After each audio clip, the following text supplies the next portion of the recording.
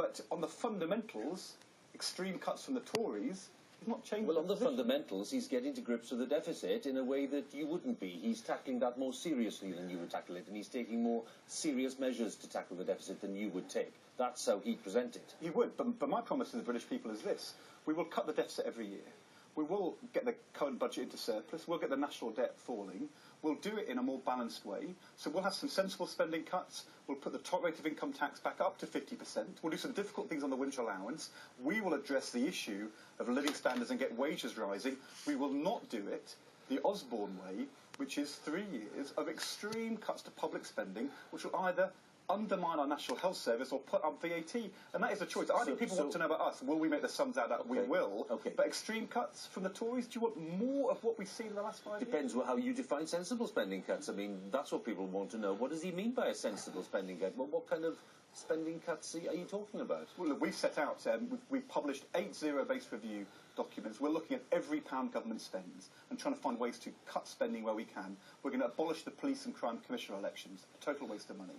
We're going to get police forces to work together on procurement. We're going to improve the way which the defence industries and the Defence Department improve the way in which they procure. We're going to cut housing benefit bills. We're going to find ways in which we can make savings across a range of different And that's going to get you to £6 billion of savings, or what? No, because if you try and get the deficit down only by spending cuts, you undermine our national health service. But those cuts you just mentioned, I'm not quibbling with the validity of any of them, but what are they going to add to? Well, they're hundreds of millions of pounds into the billions. You need billions. But we're also going to take the winter allowance away from the richest pensioners with pensions over £40,000.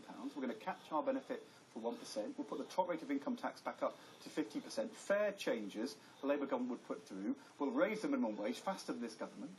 We'll make sure that we actually invest in apprenticeships, but extreme spending cuts on this scale, which the OBR highlight in this document, they call it a roller coaster. I mean, I think it would be devastating for policing, defence, or our National Health Service. When you reduce this, a more balanced plan from Labour, or an extreme, I think, quite ideological plan from George Osborne. You've underlined that.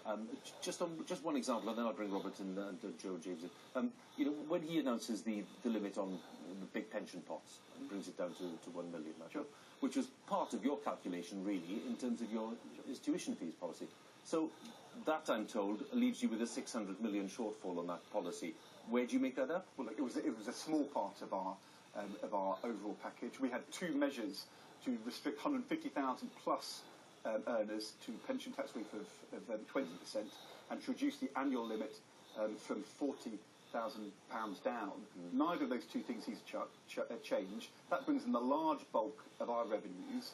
We're confident that we can go ahead with a fully costed and paid for. So are you 600 million adrift on that or not? No, if you actually look at the numbers... According to the IFS, you are. In the numbers, in the first couple of years, it's half of that. It's a small part of our overall revenues. We will set out clearly for our manifesto. Now we've seen what the Chancellor's done, we're going to go away and obviously study the detail, but obviously we knew he was going to try and do this. I have to say, we were told for a week by the Times newspaper he was going to shoot our fox, do the whole thing. What he's done has been really quite small, and we will be able to show in our manifesto that this is fully costed and paid for. The Institute of Fiscal Studies have said about Labour, we are the party which has been most cautious about not making unfunded and unpaid for commitments. And that's something I'm going to stick to our manifesto. It's the Tories who've got unfunded tax promises. They didn't pay for them today. And it's the Tories who are going to have to cut our National Health Service or raise VAT. I will bring Robert and James